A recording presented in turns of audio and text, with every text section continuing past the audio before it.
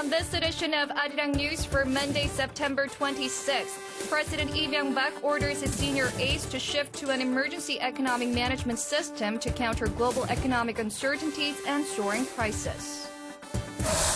Inspectors from the EU, IMF and ECB will go back to Athens this week to confirm if Greece is successfully carrying out its new austerity measures in return for the €8 billion aid package. CIA documents show that the South Korean government had pursued its nuclear program until 1978. This goes against many studies that say the plan was scrapped in 1976. And Yemeni President Ali Abdullah Saleh returns to Yemen, saying he's committed to the Gulf Initiative for a transition of power, but he avoids making any pledge to step down. Hello and welcome in Seoul. I'm Ojin Ju. And I'm Devin Whiting. With lingering fears over global economic recession, the presidential office has decided to hold emergency economic policy meetings more often to monitor the situation. Investors are looking for safer assets, and analysts say the already weakened market sentiment makes a rebound even less likely. Oh Ji-han tells us more.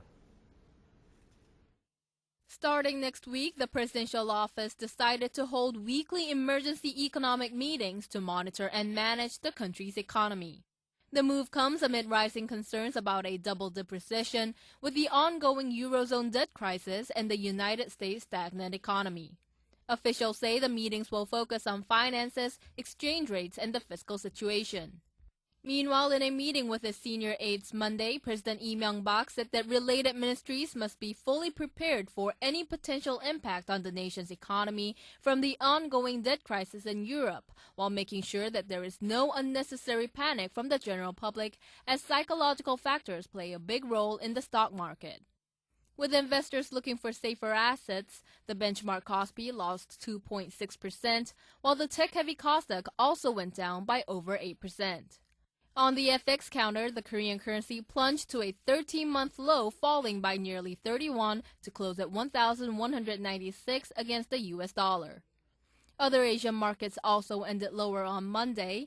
Japan's Nikkei shed 2%, the Shanghai Composite and Singapore's main index fell 1.6%, and Hong Kong's Hang Seng slipped 1.5%.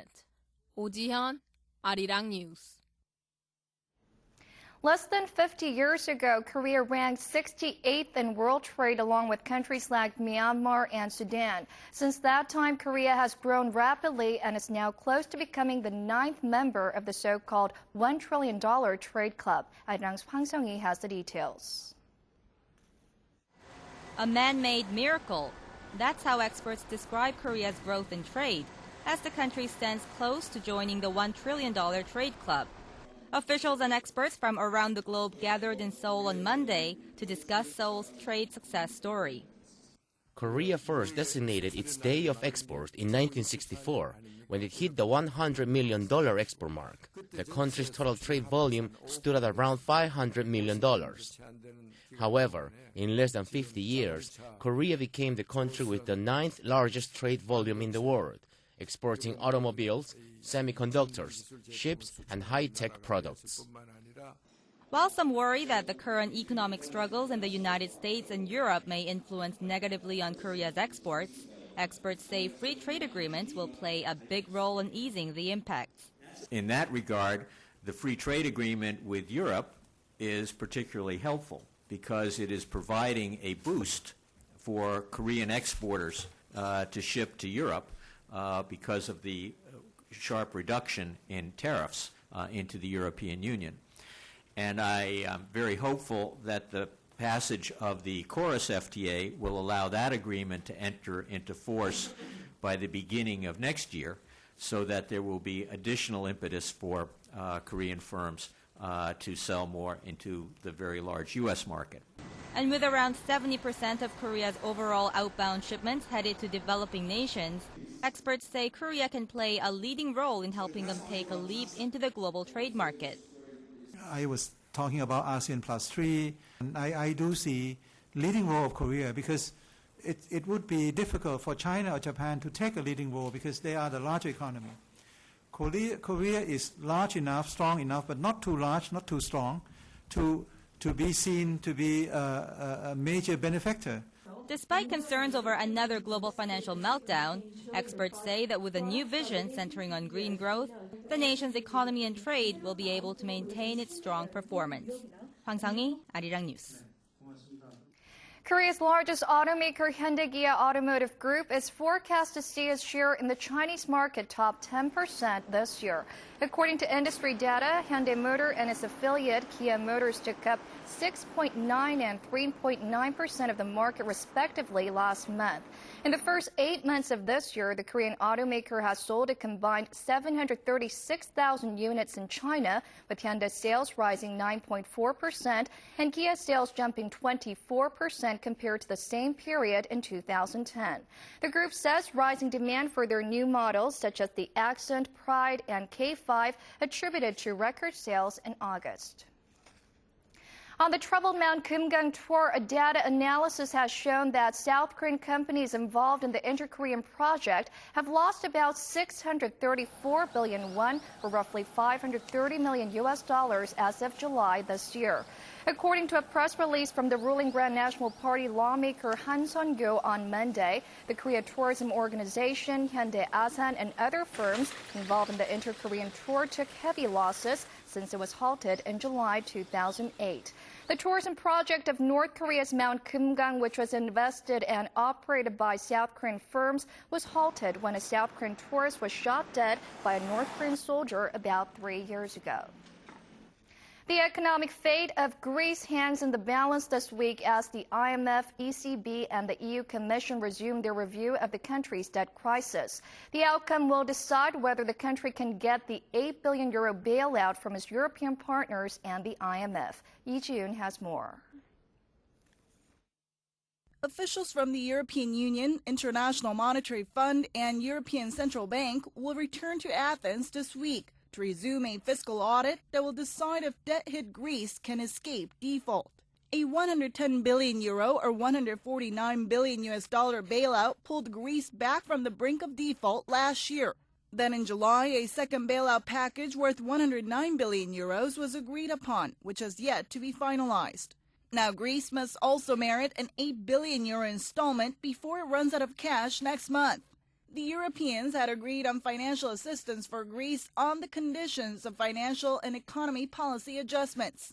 However, they made clear that the disbursement will only take place if the Troika Mission is convinced by the measures taken and implemented by Greece.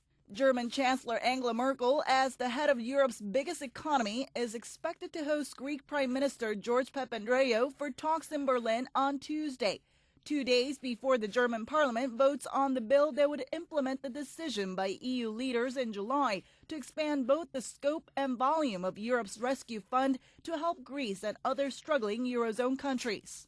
Greek Finance Minister Evangelos Venizelos, meanwhile, pointed out that a weak public administration was a big part of Greece's problem. However, he promised to do whatever it takes to meet obligations to lenders and go through with even more unpopular measures if needed, while asking EU partners to help Greece cope with the debt crisis.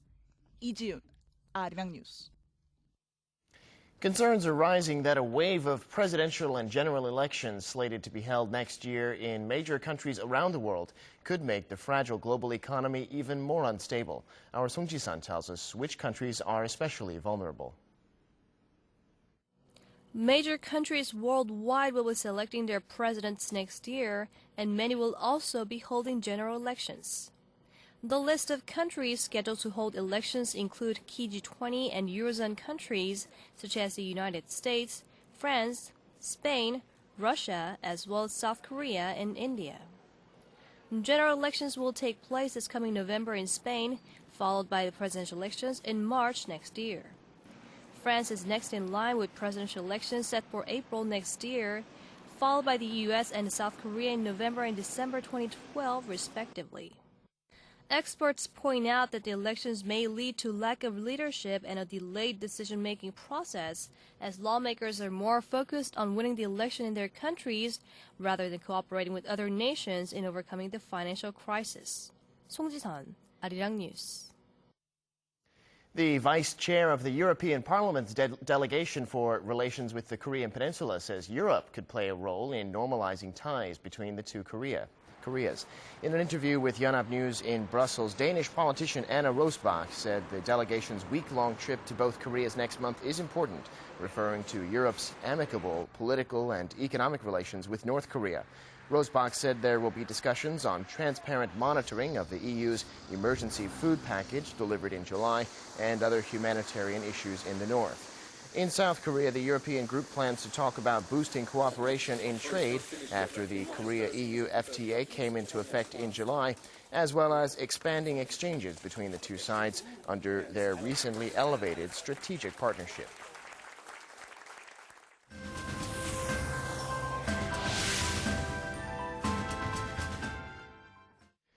Recently declassified documents from the CIA show South Korea tried until the late 1970s to develop nuclear weapons. It was previously thought that Seoul abandoned such plans in 1976. Kim Nari reports.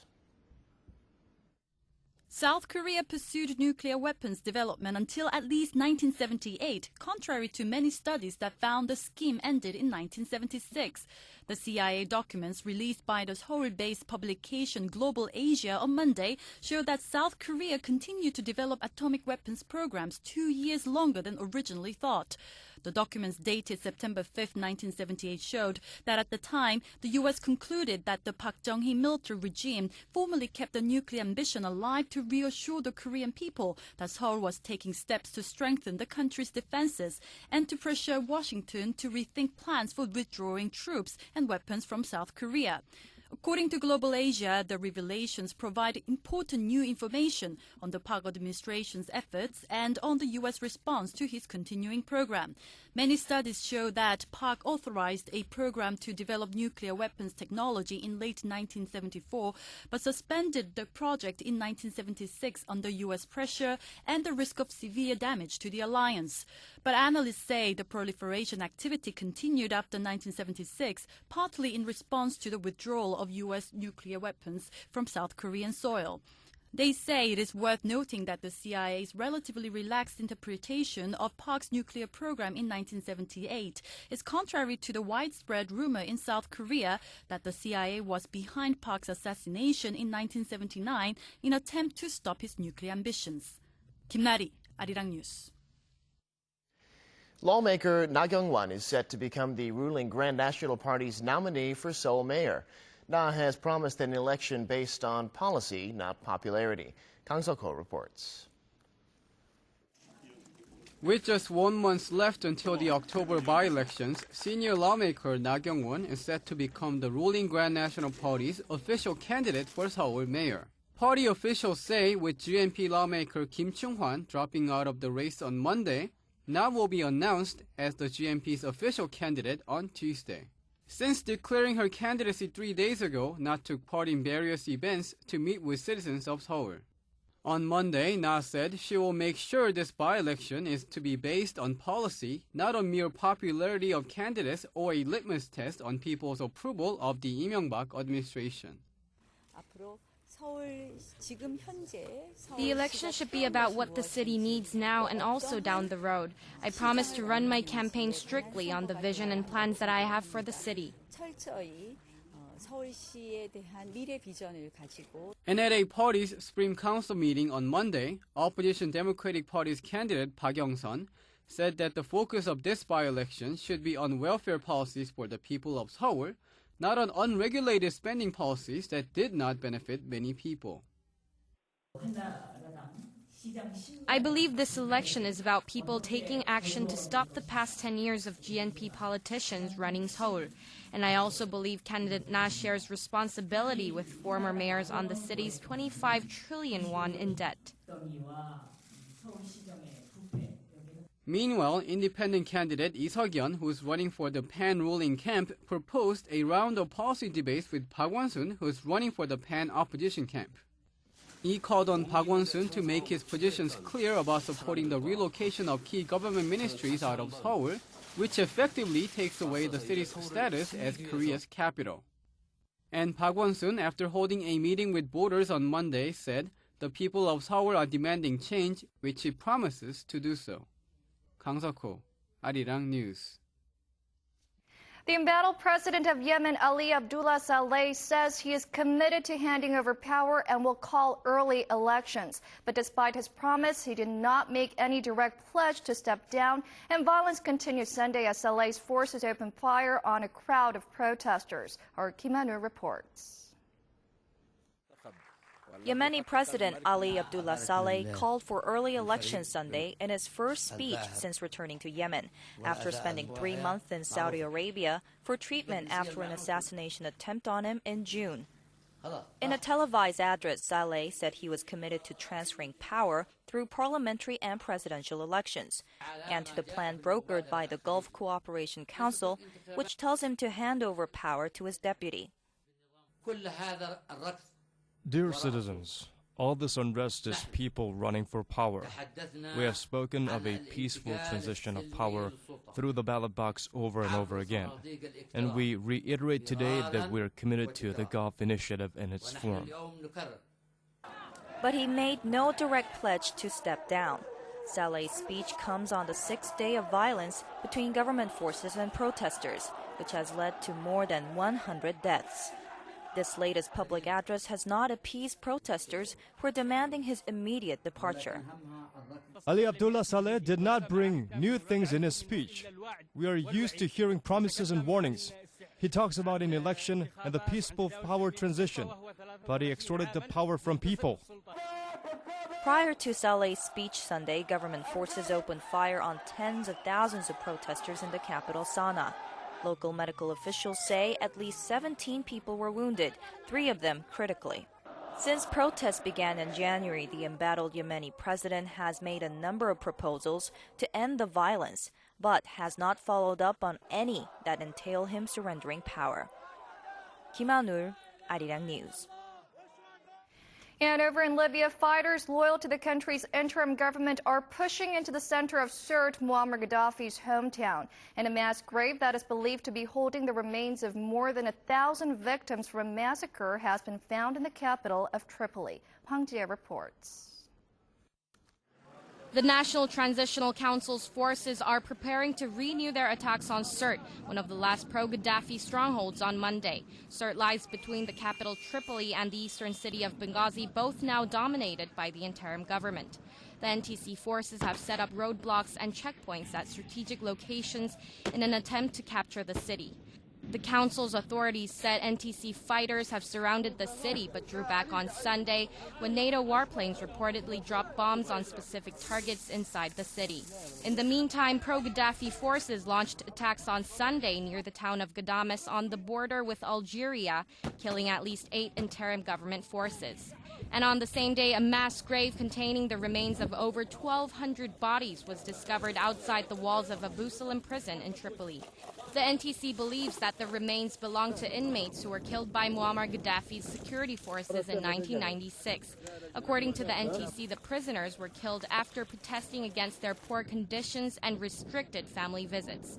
However, the council added that it will seek foreign forensic help to determine the exact origin of the remains, as no excavation has taken place yet. Hwang Jie, Arirang News. Riot police in Bulgaria arrested some 120 people over the weekend during some of the worst ethnic clashes in years. The violence was sparked Friday night in Katunitsa when 19-year-old ethnic Bulgarian was killed after being run over by a van whose driver was linked to Roma clan leader Kirill Vlaskov.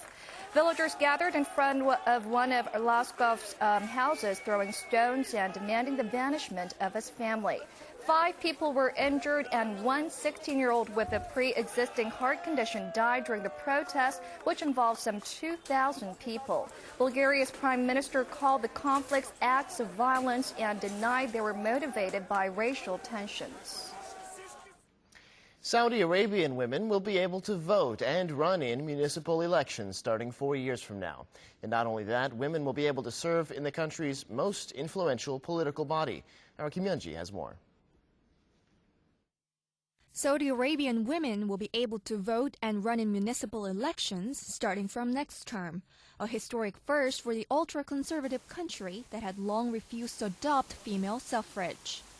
More significantly, women will also have the right to serve in the unelected Advisory Shura Council, which constitutes the most influential political body in the country outside the royal family.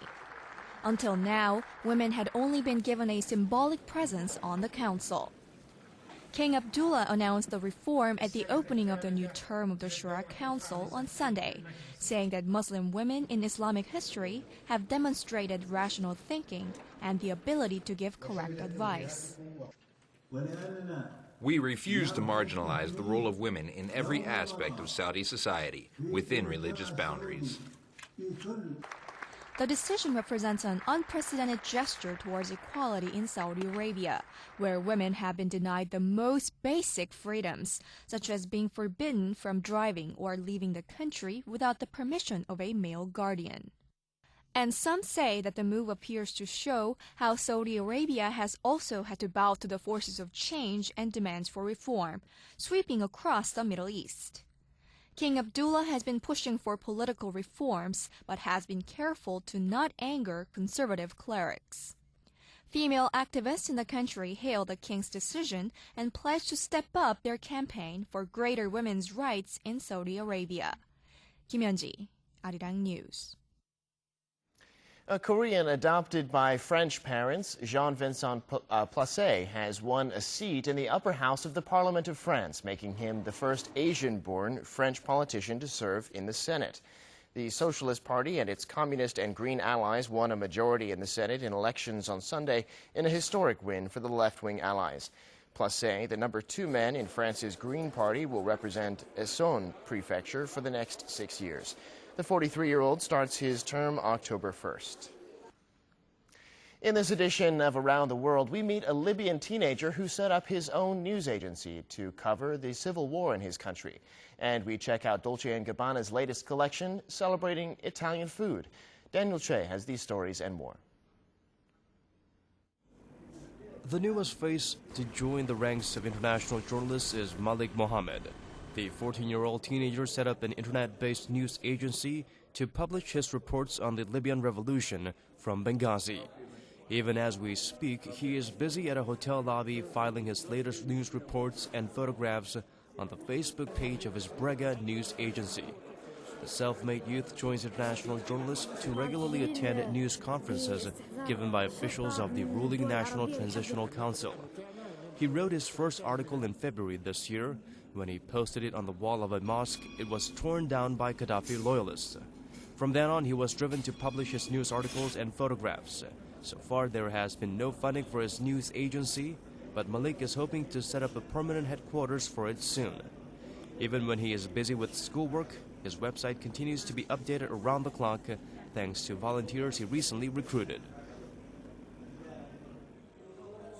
The famed fashion duo of Dolce & Gabbana celebrated Italian cuisine through their latest designs. Domenico Dolce and Stefano Gabbana's latest fashion show displayed works featuring tomatoes and hot pepper prints.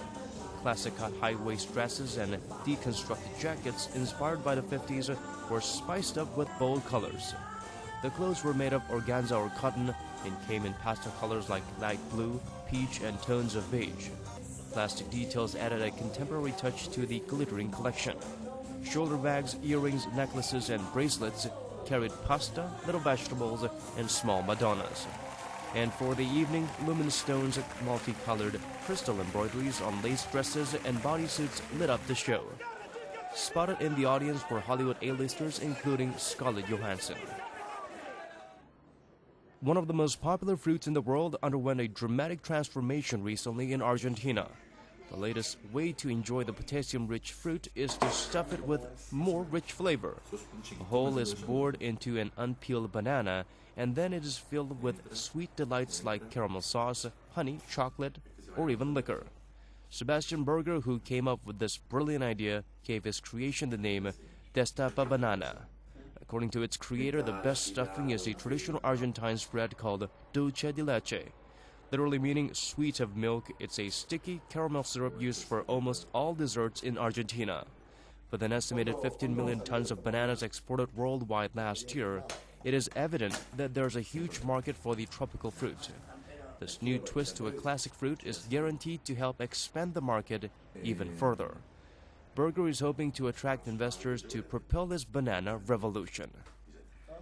Daniel Che, Arirang News. Tonight in sports, Bill Haas wins one of the biggest paydays in golf history, clinching both the Tour Championship and the FedEx Cup. Meanwhile, Sebastian Vettel is the first to cross the line at the Singapore Grand Prix. Jimmy Yu has more. Hello, I'm Jimmy Yu, and welcome to World Sports.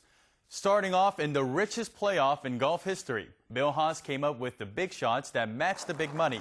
With his ball half submerged on the bank of a lake, Haas blasted out of the water to about 3 feet to save par on the second playoff hole against Hunter Mohan. Then Haas showed off his nerves of steel as he got up and down for par on the 18th green to win both the Tour Championship and the FedEx Cup. Now get this, Haas won a combined $11.4 million for both wins, while Mohan had to settle for less than $1 million, which is quite the difference. The payoff could be more than just a massive bank deposit, as Fred Couples makes his final captain's pick on Tuesday for President's Cup. Elsewhere on the green, top-ranked Luke Donald made birdie on the 18th hole for a 69 to tie with Korean Chae Kyung-ju, who needed a birdie on the 18th to get into the playoffs. Meanwhile, Europe regained the Solheim Cup for the first time since 2003 after a dramatic 15-13 final day victory over the United States at Keeling Castle on Sunday.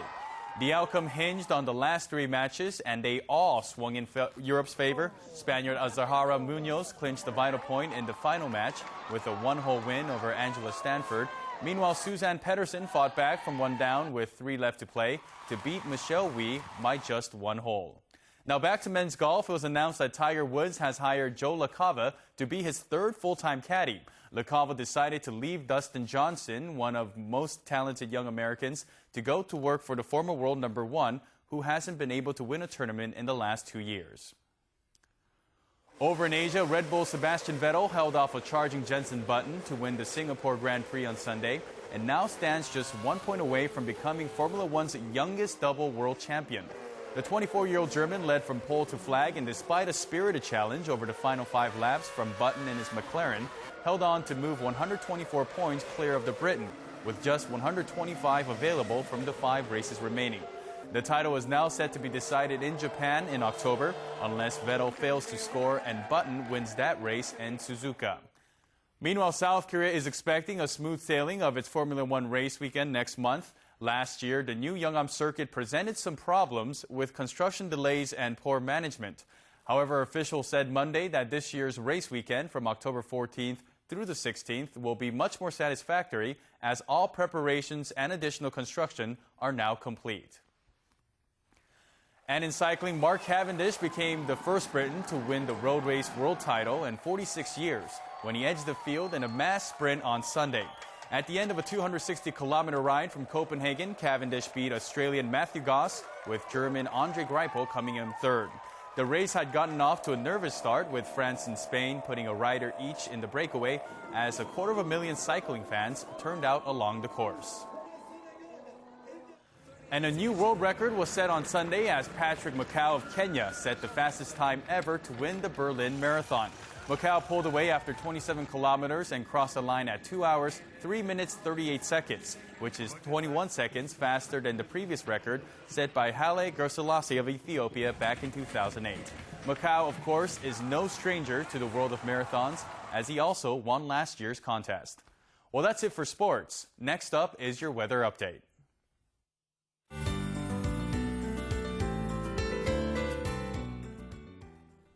Hello, I'm Yang Eun-jung with your weather forecast.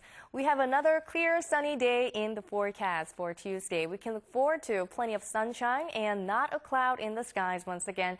Just remember to put on some sunblock when you're heading out. Otherwise, enjoy the great weather while you can, because we're expecting some showers on Thursday and Friday. Let's move on to the temperatures. We have a similar range of lows and highs for tomorrow. Capital Seoul is expecting another hot afternoon with the high reaching almost 30 degrees. Daegu, Gwangju, and Busan in the south will be rather cooler in a range of 26 to 28 degrees.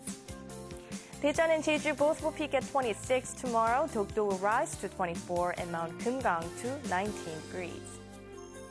Taking a look at the international weather, most of Japan's looking fine and dry under an area of high pressure on Tuesday. Northern and eastern China looking quiet as well, but winds will start to pick up later in the week. Further south, there's the tropical storm Haitang, which will make landfall in central Vietnam, but it may weaken into a depression anytime soon.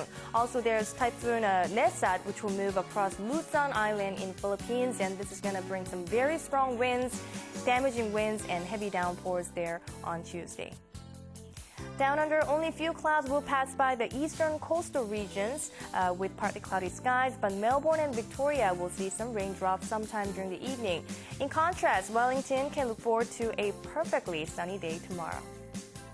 Into North America, widely scattered showers and isolated thunderstorms are expected from southern New England to the mid-Atlantic on Tuesday. Still looking showery in the Mississippi and Ohio Valley as well, but temperatures there will drop even further to only teens. Most of the West Coast is looking nice and sunny, with the Northwest expecting some breeze. Down in South America, Rio de Janeiro, Sao Paulo, and Buenos Aires will all enjoy beautiful sunshine with highs in the mild mid-20s. Santiago's looking slightly warmer with 27 degrees with a few passing clouds. Into Europe, Moscow, London, and Paris, they will all dry out nicely on Tuesday, so enjoy the weather while it lasts. Berlin is an exception, though, with a chance for some more rain. Last in Africa, Tripoli, Algiers, and Dakar, they're all coming down a few degrees to upper 20s or low 30s on Tuesday. Dakar is looking similar with partly cloudy skies, but Addis Ababa and Cape Town will be much cooler, with highs only peaking at upper teens. That's all for today's weather. Have a great rest of your evening, and I'll see you back here tomorrow. And that's it for those of you outside Korea. Thanks for watching. And for our local viewers, we have more news coming right up. Don't go away.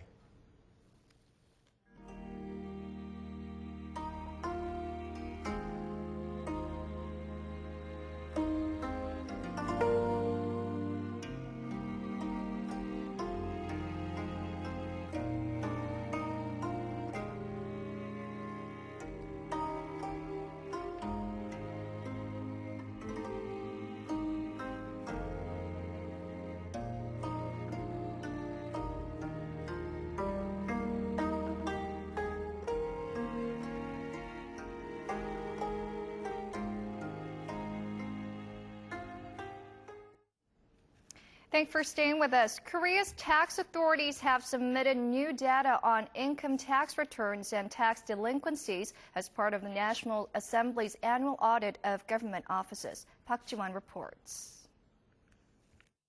New data shows that high-earning self-employed individuals in Korea report only around half of their actual income to the tax authorities. According to data released by the National Tax Service on Monday, only 52% of total income of about 2,600 high-income self-employed individuals, such as lawyers, doctors, and celebrities, were correctly reported since 2005. The tax authorities imposed additional tax to these people who underdeclared their income. The Seoul city government also released data on Monday on delinquent taxpayers of local taxes. In Seoul, there are around 700 tax defaulters with dues over 100 million won, or around $85,000 with unpaid tax, totaling some 268.5 billion won. Seoul's affluent Gangnam district turned out to have the highest portion of tax delinquents, followed by the Seocho and Songpa districts. Meanwhile, Lee Myung-bak administration's tax cut policies have been successful in lowering the burden of corporate taxes to its lowest figure since 2006. The effective corporate tax rate has dropped by about 3 percentage points and stood at around 16.6% last year. Park Ji-won, Arirang News. Prosecutors have arrested the CEO of Tae Savings Bank, Lee Yong-jun, and other executives of the 7 suspended savings banks on Monday over allegations that the banks had given out illegal loans to its shareholders and executives. This is expected to accelerate the investigation process. Monday's interrogation comes after prosecutors raided the headquarters of the related banks and collected evidence last week. The probe is being carried out by a special team comprising of prosecutors and officials from the country's financial watchdogs, including the Financial Supervisory Service and the National Tax Service. The prosecutors will be summoning more executives and major shareholders of the suspended banks sometime later this week. The number of newborns in Korea increased for the 17th straight month in July. According to Statistics Korea on Monday, 38,400 babies were born in July, recording a 3.5% jump from the same month last year. The number of births has been increasing since March 2010 amid the government's efforts to tackle the country's low birth rate. However, the number of deaths dropped by 2% from a year earlier, with the figure standing at a little over 20,000.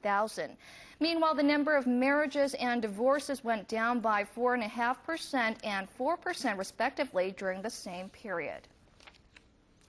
The government will hire 500 more elementary and middle school teachers next year through the National Teacher Recruitment Examination. The Ministry of Education, Science and Technology says 200 elementary teachers and 300 middle school teachers will be hired next year to make up for the current shortage. The ministry plans to appoint 2,000 teachers nationwide with a minimum of 15 years of teaching experience as so-called master teachers. The master teachers will be in charge of supporting fellow teachers in order to improve the quality of education. The ministry has been running a pilot master teacher program since 2008, and it was finally legalized by the National Assembly in June. Inspectors have found traces of asbestos in 5 baseball stadiums in Seoul and other major Korean cities. The Asian Citizen Center for Environmental and Health, an NGO, tested the soil at stadiums in Seoul, Busan, Incheon, Suwon, and Guri and found 3 types of asbestos. The cancer-causing substances made up 0.25% to 1% of the soil tested at all 5 stadiums. The director of the NGO, Choi Ye-yong, said the soil was brought from 2 former asbestos mines in Andong, North Gyeongsang Province. The Environment Ministry said it had no grounds to take legal action, but noted that a law restricting the use of asbestos will go into effect next year. More than 6 million baseball fans visited the stadiums this year alone. In this report, we'll visit a couple of places in Guangdong, China, where Chinese students are learning Korean. The Korea Tourism Organization operates a branch there, and the Guangdong University of Foreign Studies offers a Korean major. Let's find out more.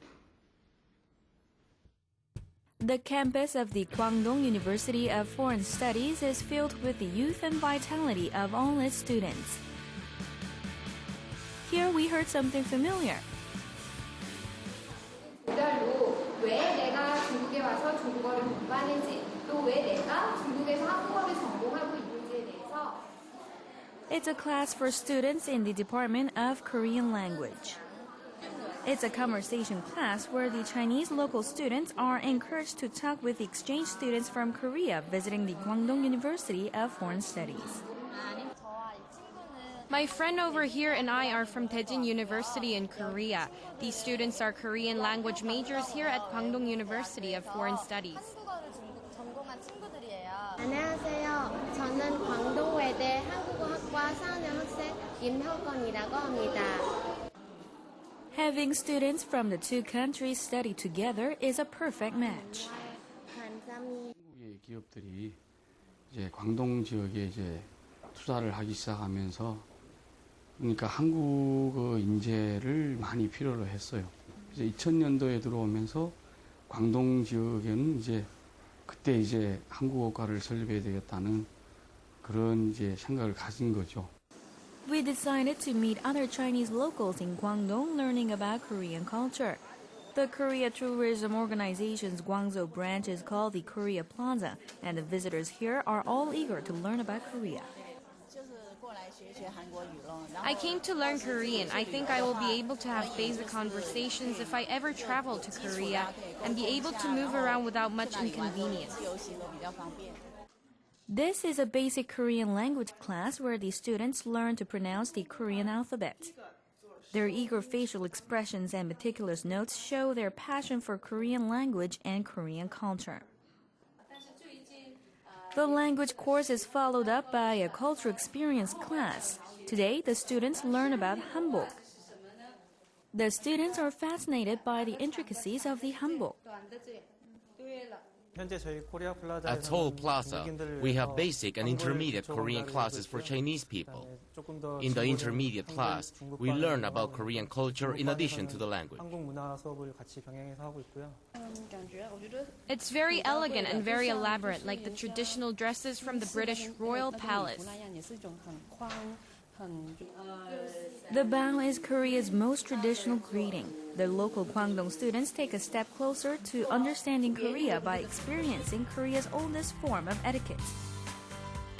In China, people from the two countries are coming closer together through Korean culture. And that brings us to the end of this edition of Arirang News. Thanks for watching. And we hope you'll join us again at the same time tomorrow. Good night.